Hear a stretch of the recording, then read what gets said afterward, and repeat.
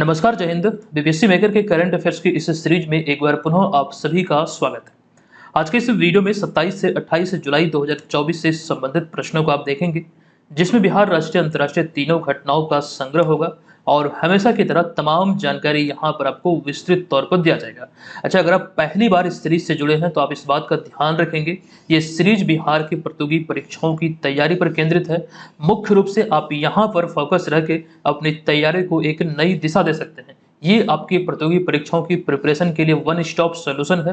No doubt यहाँ से सफलता जरूर आपको मिलेगी और इस सीरीज के तमाम पीडीएफ फाइल आप हमारे एप्लीकेशन से डाउनलोड कर पाएंगे। अच्छा, जो लोग ऑलरेडी एप्लीकेशन को डाउनलोड करके कोर्स लिए हैं तो आप लोग जरूर डाउनलोड कीजिए, उसे जरूर पढ़िए। नो डाउट ये सारे नोट्स आपके लिए बहुत कारगर साबित होने वाले हैं। चलिए, अब यहाँ पर हम सेशन की शुरुआत करते हैं पिछले वीडियो के प्रश्न से। एक प्रश्न हमने पूछा था आपसे, ये प्रश्न था कि केंद्रीय वित्त मंत्री निर्मला सीतारमण द्वारा 23 जुलाई 2024 को वित्त वर्ष 2024-25 का बजट पेश किया गया। पूछा गया कि बताएं कि बजट में हुई घोषणा के अनुसार बिहार में कितने एक्सप्रेसवे बनाए जाएंगे। ठीक है, तो ये प्रश्न था, इसका राइट आंसर हमने क्या बतलाया था कि 3 एक्सप्रेसवे बनाए जाएंगे।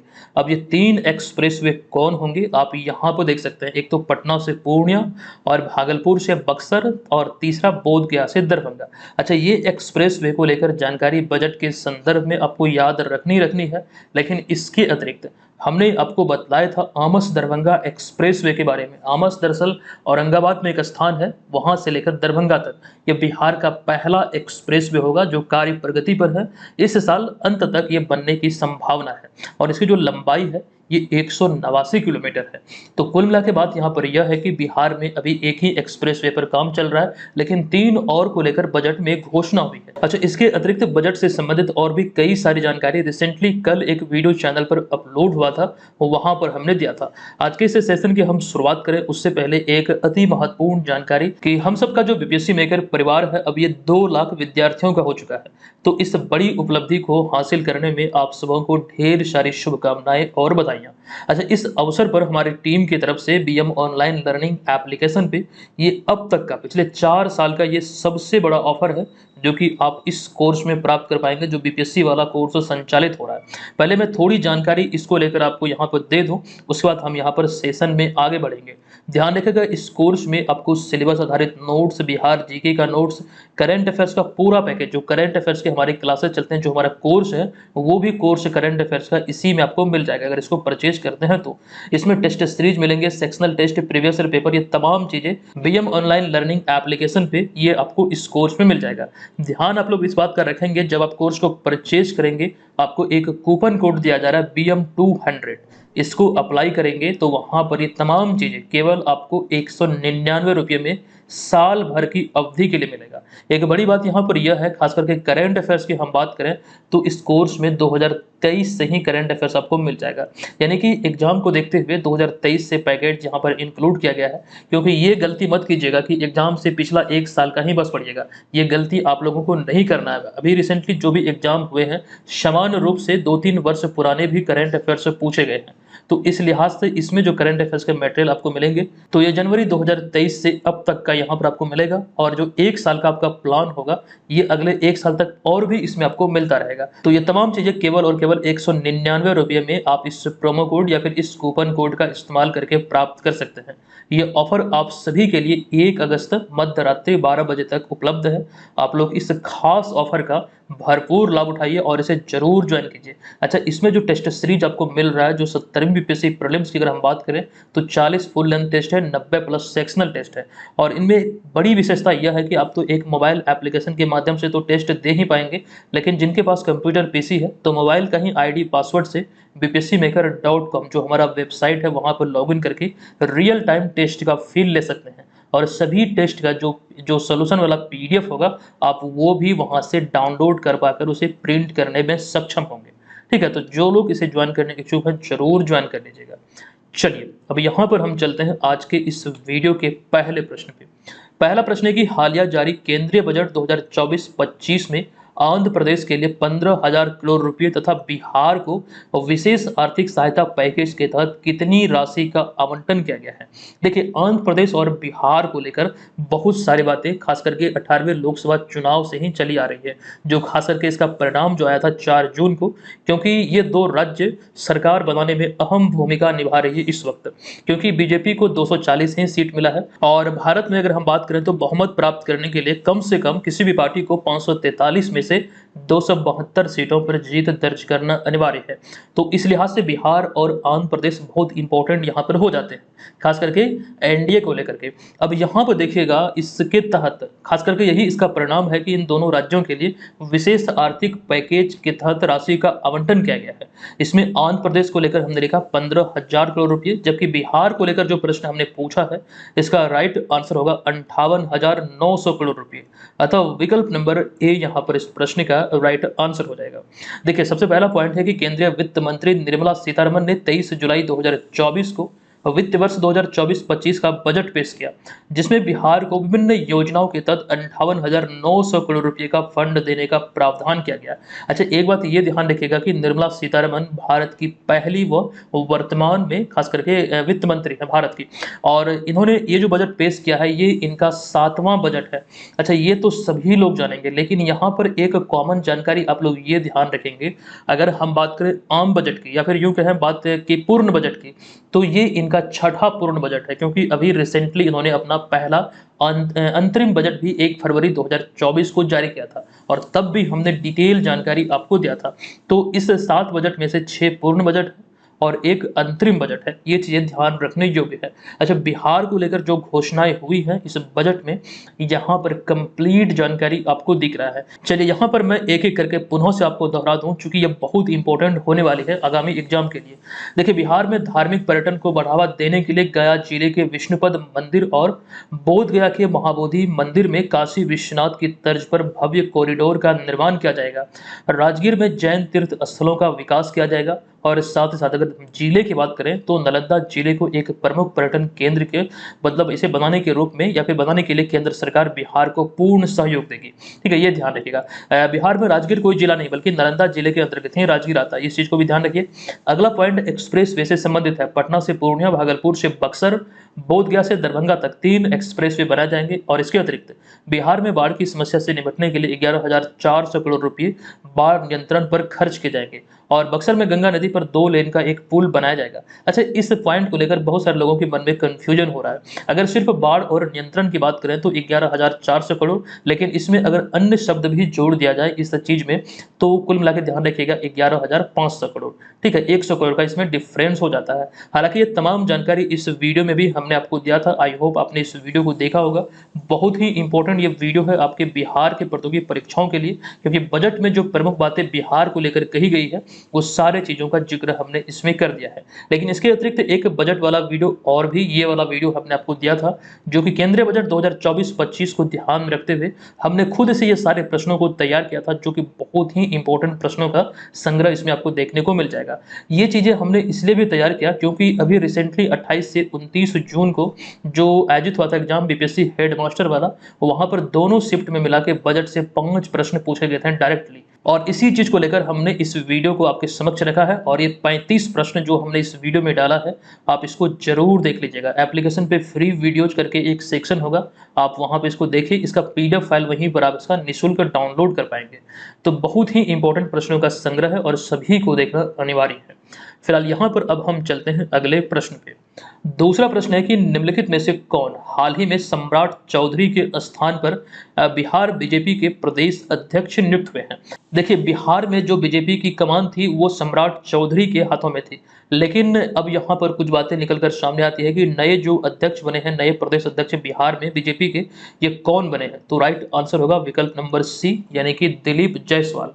अब आपको यहाँ पर जानकारी दे दूं कि भारतीय जनता पार्टी ने दिलीप जायसवाल, जिनकी उम्र 60 वर्ष है, जिन्हें आप यहाँ पर देख रहे हैं, इनको नया प्रदेश अध्यक्ष नियुक्त किया गया। ये नई नियुक्ति तो आपको ध्यान रखना ही रखना है, लेकिन ये भी ध्यान रखेंगे कि अब तक सरकार में यानी कि बिहार में जो राज्य की कमान थी वो सम्राट चौधरी के पास थी, तो सम्राट चौधरी का इन्होंने स्थान लिया है। सम्राट चौधरी को आप यहाँ पर देख रहे हैं। हालांकि वर्तमान में ये बिहार के वित्त मंत्री सह उप मुख्यमंत्री भी हैं। लेकिन बात अगर हम करें बीजेपी प्रदेश अध्यक्ष की, तो नए प्रदेश अध्यक्ष कौन बने हैं? राइट आंसर होगा दिलीप जायसवाल। अच्छा, कुछ अहम जानकारी और भी मैं आपको दे दूं, जैसे कि दिलीप जायसवाल मूल रूप से खगड़िया जिले के रहने वाले हैं।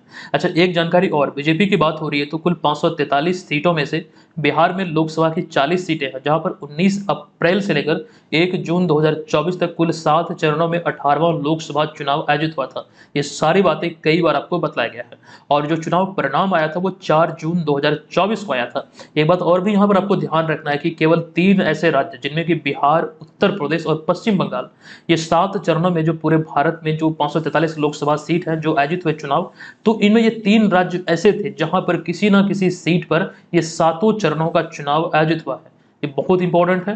अच्छा, बिहार के संदर्भ में बात करें जो 40 सीट मतलब लोकसभा की है, तो इसमें आपको ध्यान रखना है कि बिहार में भाजपा ने 17 सीटों पर चुनाव लड़कर 12 पर जीत हासिल किया। तो ये वाला पॉइंट भाजपा के संदर्भ में ध्यान रखिए। हालांकि भाजपा ने अपने दम पर पूरे भारत में 543 में से 240 सीटें ही हासिल की।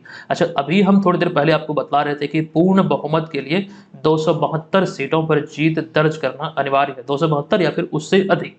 अच्छा, बिहार के 40 लोकसभा सीटों को लेकर हम बात करें तो जो राजनीतिक दल है, खास करके जैसे हम बात करें अगर एनडीए की, तो एनडीए के अंतर्गत जो घटक दल हैं जैसे कि भाजपा, जदयू, लोजपा, हम, ये सभी को लेकर ये जानकारी ध्यान रखिएगा। अच्छा, इसी में एक प्रश्न हमने तैयार किया था कि कौन ऐसा राजनीतिक दल है बिहार में जिसको कि जीत का प्रतिशत जिसका था वो 100% था। आपको ये जानकर आश्चर्य होगा कि हमारे जो मंथली जो हमारा नोट्स है जो आया है अभी, वो बहुत सारे चैनल वाले कॉपी किए हैं, और हमने रिकॉग्नाइज किया 5 चैनल को, 4 से 5 चैनल को, एग्जैक्ट 4 चैनल को। 5 एक 5वां जो है बहुत छोटा है, उसकी गिनती मैं नहीं कर रहा हूँ, बल्कि 4 चैनल को हमने रिकॉग्नाइज किया।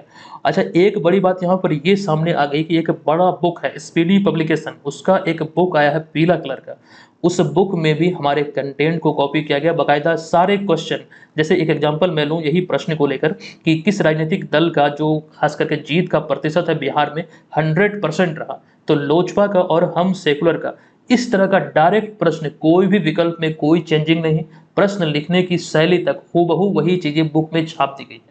हमने बहुत बार कॉल किया, कॉल ही रिसीव नहीं किया जा रहा, क्योंकि अब लगता है मुझे कि ऐसा समय आ चुका है कि कंटेंट को एकदम सिक्योर रखा जाए, और इसके लिए हम बहुत सारी चीजें करने वाले हैं। और अब से जो कंटेंट का चोरी होगा उस पर बड़ी सख्त कार्रवाई होने वाली है।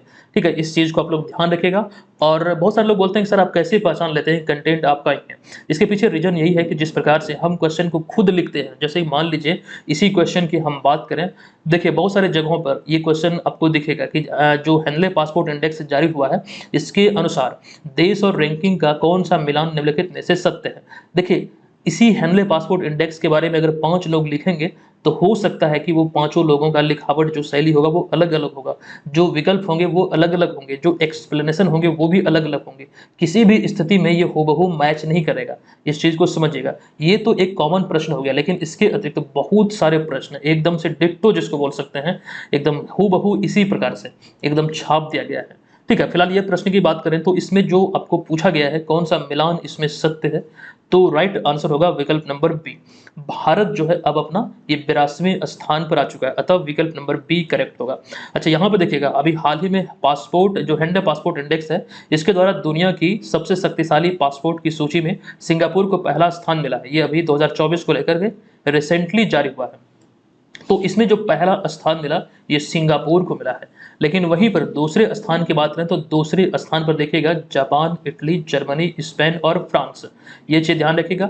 और यहाँ पर एक बात और देखिए कि 192 देशों की फ्री वीजा एंट्री इन सारे देशों को मिलती है जो दूसरे स्थान पर है, जबकि सिंगापुर की बात करें तो 195 देशों की वीजा फ्री एंट्री इस देश के वीजा मतलब पासपोर्ट को प्राप्त है। वहीं पर तीसरे स्थान पर इस रैंकिंग में बात करें तो इसमें आपको ध्यान रखना दक्षिण Korea, Sweden, Austria, Finland, Ireland, Luxembourg, Netherland, और ये सभी देशों की अगर हम बात करें तो 191 देशों की वीजा फ्री एंट्री प्राप्त है। ये तीसरे स्थान पर जो है। भारत के संदर्भ में आपको ध्यान रखना है कि 2024 के इस सूचकांक में 199 देशों में भारतीय पासपोर्ट को 82वां स्थान मिला है, या फिर 82वां स्थान भारतीय पासपोर्ट ने हासिल किया है। अच्छा, ध्यान रखना है कि 2023 की बात करें तो 84वें स्थान पर था, 2 अंक का इसमें सुधार हुआ है। ठीक है। अच्छा, वहीं पर अगले पॉइंट की हम बात करें तो भारतीय पासपोर्ट धारक अब बिना किसी वीजा की आवश्यकता के 58 देशों की यात्रा कर सकते हैं। इस चीज को ध्यान रखिए। अच्छा, एक बात और, अफगानिस्तान के पासपोर्ट की बात करें तो इस सूची में 26 देशों की फ्री वीजा एंट्री के साथ ये 103वें स्थान पर है, जो कि सबसे अंतिम स्थान पर है। पाकिस्तान की बात करें तो पाकिस्तान 100वें स्थान पर है, 33 देशों की फ्री वीजा एंट्री के साथ, जो कि चौथा सबसे कमजोर पासपोर्ट है। अच्छा, एक बात आपके मन में सवाल उठ रहा होगा कि हमने आपको बताया इस सूची में 199 देशों को शामिल किया गया, तो सबसे अंतिम पर जो अफगानिस्तान है इसे 103वां ही स्थान क्यों मिला? 199 होना चाहिए ना। दरअसल इसके पीछे रीजन यहाँ पर यह है, आप यहाँ पर दूसरे और तीसरे स्थान को ही देख लीजिए। जैसे कि यहाँ पर आपको दिख रहा है कि दूसरे स्थान पर बहुत सारे देश हैं, तीसरे स्थान पर बहुत सारे देश हैं। इसी प्रकार से क्रम के दृष्टिकोण से नंबर वाइज देखें तो 103वां स्थान जो मिला है वो अफगानिस्तान को मिला है। ठीक है, इन सारी चीज़ों को ध्यान रखिएगा, भूलिएगा मत। बाकी अन्य विकल्प जो यहाँ पर आपको दिख रहे हैं, जापान शीर्ष ये गलत हो जाएगा, सिंगापुर द्वितीय ये गलत हो जाएगा, अफगानिस्तान 98 ये गलत हो जाएगा। विकल्प नंबर बी इस प्रश्न का एग्जैक्ट राइट आंसर है। नेक्स्ट प्रश्न है कि निम्नलिखित में से कौन हाल ही में सर्वसम्मति से दोबारा इंटरनेशनल ओलंपिक कमेटी के सदस्य के रूप में चुनी गई है? देखिए, इसका राइट आंसर होगा विकल्प नंबर डी, यानी कि नीता अंबानी करेक्ट आंसर होगा। अब यहाँ पर आपको बता दूं कि रिलायंस फाउंडेशन की चेयरपर्सन नीता अंबानी हाल ही में सर्वसम्मति से पुनः इंटरनेशनल ओलंपिक कमेटी यानी कि आईओसी के सदस्य के रूप में चुनी गई है। दरअसल वोटिंग प्रक्रिया से हुए इस चुनाव में सभी जो 94 वोट थे वो नीता अंबानी के पक्ष में पड़े। ठीक है, जिसके बाद ये अभी हाल ही में दूसरी बार ये चुने गए हैं इस कमेटी के सदस्य के रूप में। नीता अंबानी को आप लोग जानते ही हैं, आप यहाँ पर देख रहे हैं। अच्छा, इससे पहले पहली बार वो 2016 में आईओसी के सदस्य के रूप में चुने गए थे। अब नीता अंबानी को लेकर के यहाँ पर देखिएगा बहुत सारी जानकारी इनसे संबंधित हमने यहाँ पर आपके बीच रखा है। देखिए, पहला पॉइंट है कि नीता अंबानी के ही नेतृत्व में 40 साल के बाद 15 से 17 अक्टूबर 2023 तक मुंबई में जो जियो वर्ल्ड सेंटर है, यहाँ पर 141वां अंतर्राष्ट्रीय ओलंपिक समिति की बैठक आयोजित हुई थी। इसका पूरा क्रेडिट जाता है नीता अंबानी को। और यहीं पर यहाँ पर एक प्रश्न भी निकलकर सामने आ जाता है कि यहीं पर T20 क्रिकेट फॉर्मेट जो है, इसके अतिरिक्त बेसबॉल, स्क्वैश और लैक्रोस साथ साथ फ्लैग फुटबॉल, ये सभी को 2028 से लॉस एंजलिस ओलंपिक खेलों में शामिल किया गया।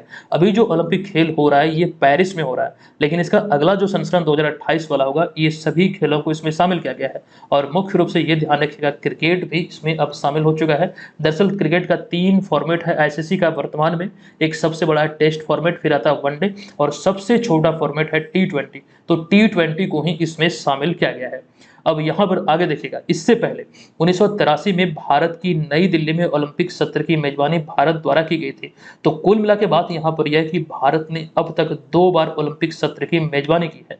पहली बार 1983 में, ये वही ईस्वी है जब भारत ने कपिल देव की मेजबानी में खास करके विश्व कप, एक दिवसीय क्रिकेट विश्व कप का खिताब अपने नाम किया था। ठीक है, ये ध्यान रखिए। अच्छा, वर्तमान में जो पेरिस ओलंपिक की शुरुआत हुई है, हो चुकी है। दरअसल यहाँ पर ये ध्यान रखिएगा कि 26 जुलाई से इसकी शुरुआत हुई है, 11 अगस्त 2024 तक ये चलेगी। कुल 32 खेल इसमें शामिल किए गए हैं, जो कि आपको ध्यान रखना 17 दिनों तक चलने वाला ये इवेंट है। और एक जानकारी नीता अंबानी से संबंधित ये भी है कि नीता अंबानी के नेतृत्व में ही पहली बार 2024 पेरिस ओलंपिक में भारतीय खिलाड़ियों के लिए इंडिया हाउस बनाया गया है।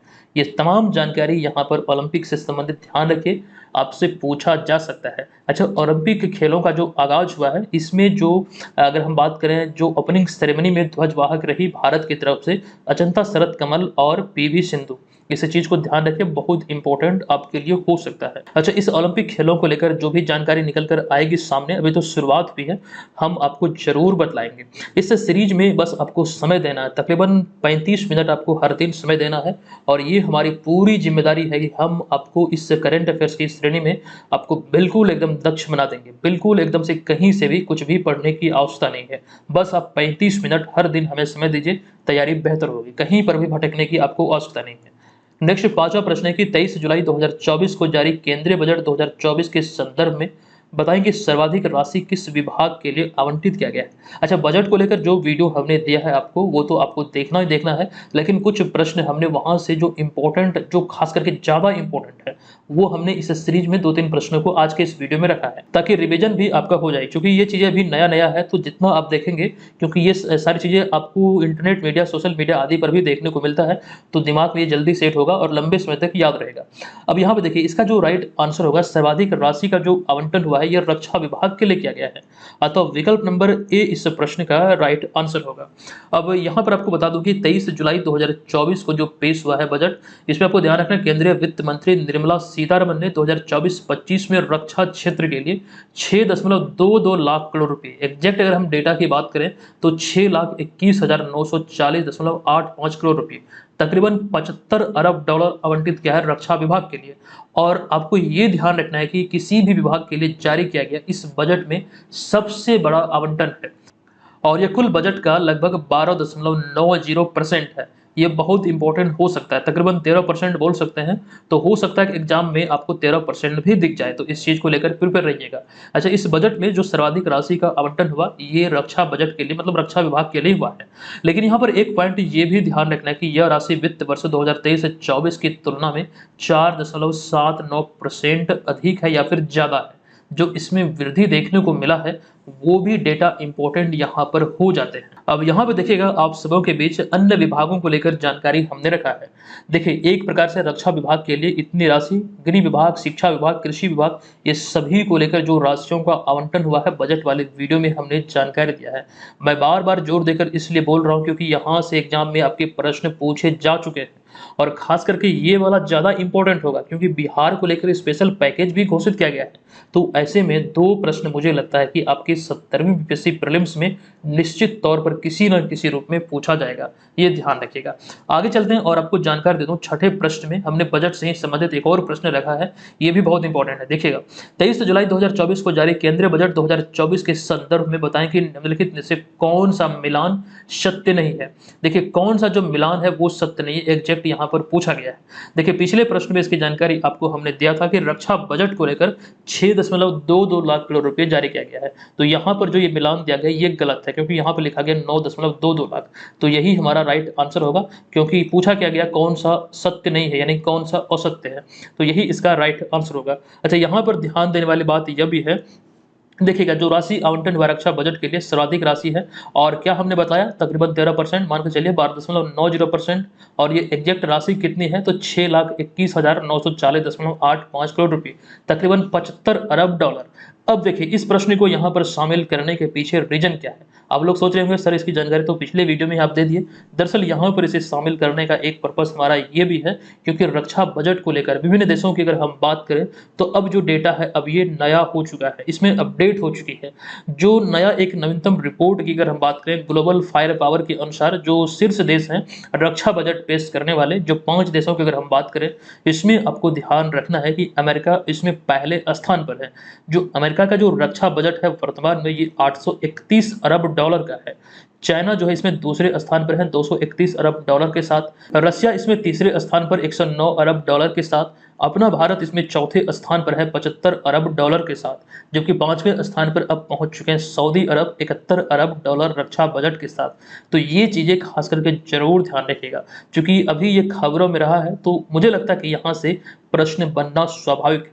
ठीक है, फिलहाल यहाँ पर हम इसे स्किप करते हैं, चलते हैं आगे। अच्छा, एक बात और, यहाँ नरेंद्र मोदी जी की तस्वीर लगी हुई है, तो एक जानकारी मैं आपको ये बतला दूं कि अगर हम बात करें नरेंद्र मोदी का, तो ये तीसरा कार्यकाल है, और अगर हम बात करें इनके कार्यकाल का ये कौन सा बजट है, इनके कार्यकाल का ये 13वां बजट है, ये भी बहुत इंपॉर्टेंट हो जाती है। ये भी प्रश्न हमने बजट वाले उस वीडियो में दे दिया है, आप लोग जरूर देख लीजिएगा। ये इनका कार्यकाल का 13वां बजट है, और बतौर वित्त मंत्री निर्मला सीतारमन का ये 7वां बजट है।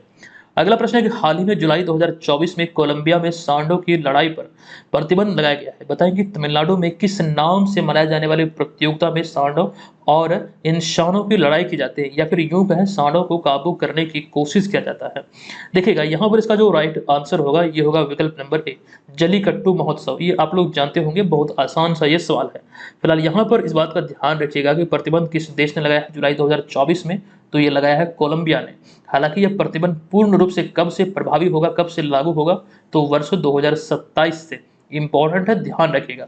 अच्छा, यहाँ पर आपको जानकारी दे दूं कि तमिलनाडु में पोंगल त्योहार को नव वर्ष की शुरुआत माना जाता है और इसी त्योहार के दौरान यहाँ पर जल्लीकट्टू ग्रामीण इलाकों में खेला जाने वाला एक पारंपरिक खेल है, जिसमें सांडों या फिर बैलों से इंसानों की लड़ाई की जाती है, या फिर यूं कहें इसमें जैसा कि आप यहाँ पर देख रहे हैं कि जो कुबड़ वाले बैल होते हैं उसको उसका जो कुबड़ होता है, जो यहाँ पर जो उठा हुआ रहता है, ठीक है, तो उसे पकड़ कर उसे काबू करने का प्रयास किया जाता है, जो कि तमिलनाडु में ये जल्लीकट्टू को गौरव और संस्कृति का प्रतीक माना जाता है। और तमिलनाडु में स्थानीय लोग इसे कहते हैं क्या, तो इरुथा झूथल, ये ध्यान रखिएगा।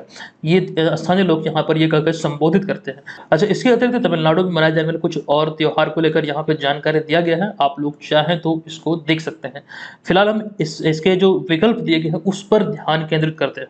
देखिए, इनमें जो हमने ये विकल्पों को लेकर जानकारी आप सबों के बीच रखा है, इन चारों महोत्सव से लेकर एग्जाम में ऑलरेडी प्रश्न पूछा जा चुका है। देखिए, हॉर्नबिल महोत्सव से संबंधित कई बार प्रश्न बने हैं, कई बार, और ये नागालैंड में मनाया जाता है, ये ध्यान रखिएगा।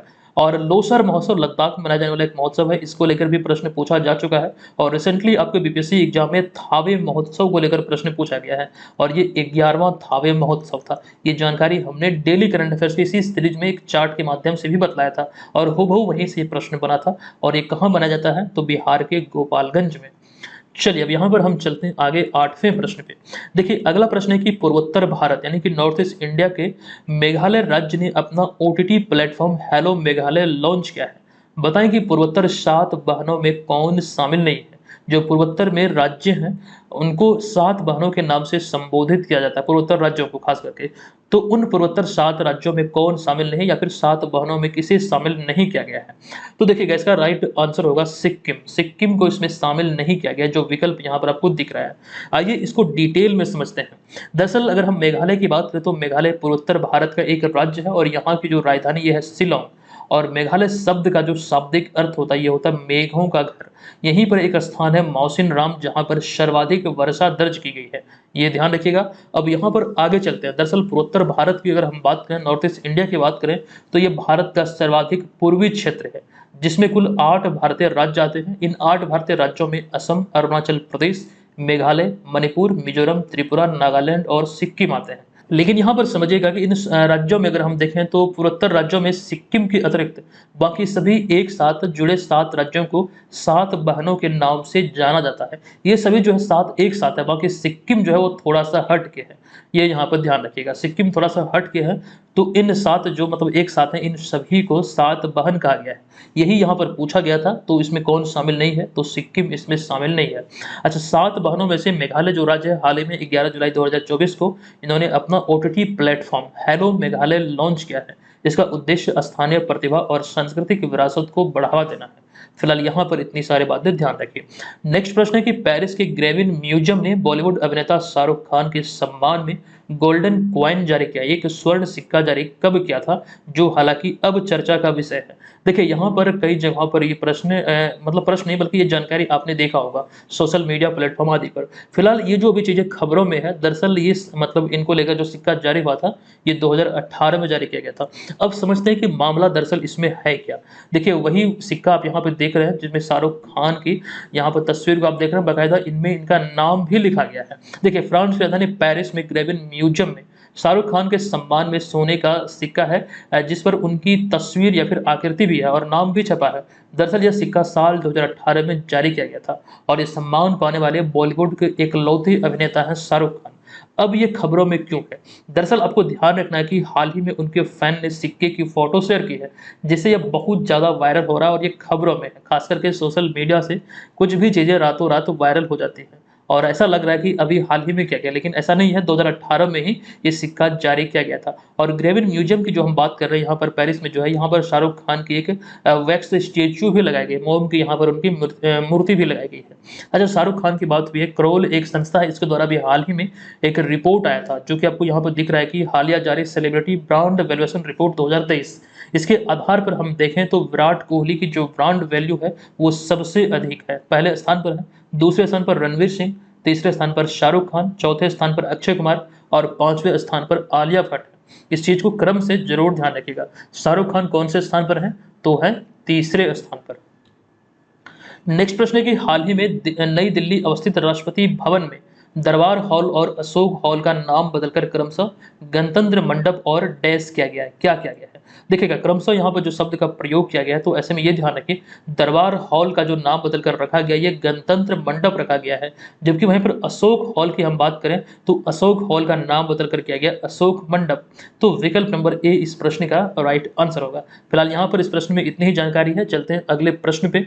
हमारा अगला 11वां प्रश्न है कि प्रत्येक वर्ष किस तिथि को कारगिल विजय दिवस के रूप में मनाया जाता है? और ये प्रश्न बहुत इंपॉर्टेंट है और आपको ध्यान रखना है। आप लोगों को मालूम होगा ही कि 26 जुलाई को प्रत्येक वर्ष कारगिल विजय दिवस के रूप में सेलिब्रेट किया जाता है, अतः विकल्प नंबर सी इसका राइट आंसर होगा। देखिए वही चीज यहाँ पे लिखी गई कि प्रत्येक वर्ष 26 जुलाई को ये मनाया जाता है और वर्ष 1999 में पाकिस्तान पर भारत को मिली जीत की याद में, यानी कि जीत के स्मृति में यह दिवस मनाया जाता है, जो कि पाकिस्तान पर भारत को जीत मिले थे। अब यहाँ पर एक ये समझिएगा कि हाल ही में 26 जुलाई 2024 को कारगिल विजय की याद में रजत जयंती यानी कि जो 25वीं वर्षगांठ है वो सेलिब्रेट किया गया है और इस दौरान वीर शहीदों को श्रद्धांजलि दी गई। और इस युद्ध की बात करें तो यह युद्ध 26 मई से 26 जुलाई 1999 तक लड़ी गई थी। यह निर्णायक जो युद्ध था, जो परिणाम आया था वो 26 जुलाई 1999 को। अच्छा, उस समय यानी कि तत्कालीन जो सेना अध्यक्ष थे भारत और पाकिस्तान के, वो आप यहाँ पर देख रहे हैं। दरअसल भारत के अगर हम बात करें सेनाध्यक्ष की तो वेद प्रकाश मलिक जिन्हें आप यहाँ पर देख रहे हैं, और पाकिस्तान के जो सेनाध्यक्ष थे, सेनानायक थे, वो परवेज मुशर्रफ जिन्हें आप यहाँ पर देख रहे हैं। ठीक है, आई होप ये चीज़ों को ध्यान रखिएगा। हालांकि वर्तमान में भारत के सेनाध्यक्षों की बात करें तो तमाम जानकारी दिख रहा है आपको। थल सेना प्रमुख है उपेंद्र द्विवेदी जिन्हें आप यहाँ पर देख रहे हैं। नौसेना प्रमुख है दिनेश कुमार त्रिपाठी। वायुसेना प्रमुख है VR चौधरी अर्थात विवेक राम चौधरी। नेक्स्ट 12 प्रश्न है कि दिल्ली सरकार ने वर्ष 2024 में पौधारोपण अभियान के अंतर्गत राजधानी में कितने पौधे लगाने और वितरण करने का लक्ष्य निर्धारित किया है? ये लक्ष्य निर्धारित है 64 लाख पौधे लगाने का, अतः विकल्प नंबर ए इस प्रश्न का राइट आंसर होगा। चलिए आज के इस वीडियो को हम यहाँ पर समाप्त करते हैं और जो जानकारी हम आपको इस ऑफर को लेकर दे रहे थे, BM ऑनलाइन लर्निंग एप्लीकेशन पर जाइएगा। BM 200 जो कूपन कोड हमने दिया है, इस सबको अप्लाई करते हुए आप कोर्स को महज 199 रुपये में प्राप्त कर पाएंगे।